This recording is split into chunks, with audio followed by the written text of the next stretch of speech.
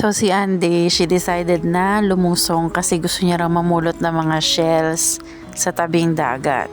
So sinundan ko naman siya. Original plan kasi namin is magsiswimming kami, kaso walang araw, napakalamig. Kaya ganyan ang suot namin, naka water shoes kami.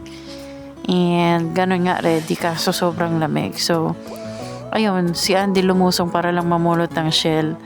And then I decided na ipakita sa inyo yung ilalim ko ng meron. Kasi may nakita akong maliliit na fish. Medyo nahagip lang siya few seconds. And ipapakita ko rin sa inyo ang view sa ilalim ng dagat.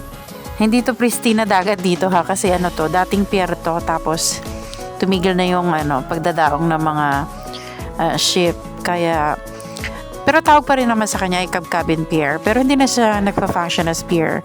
So, gano'n na lang siya. Ang dumadaong na lang dito is yung mga lokal na mga mangingisda. Makikita mo may time dyan na. Yan na ito. Ito na yung view sa ilalim. If excited kayong makita yung black jellyfish, timestamp 3:10. Naghulasan kami ni Andy, natakot kami nung nakita namin yung jellyfish na black.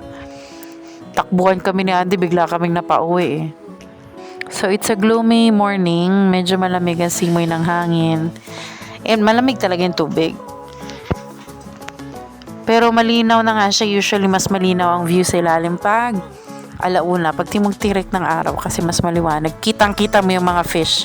Yung malalaking fish, kahit nakatayo ka lang dun sa pampang, dun sa mataas na part yung may semento.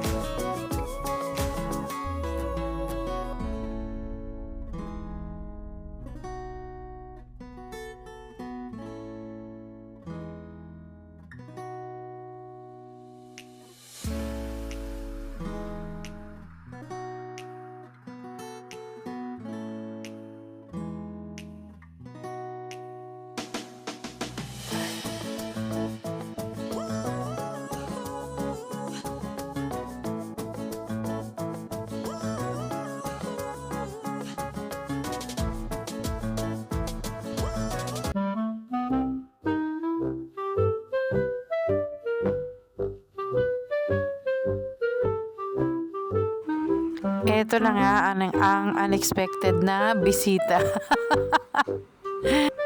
Hindi nyo maririnig kasi naka waterproof casing yung camera, pero sigawan kami ni Andy niyan, hulasan kami.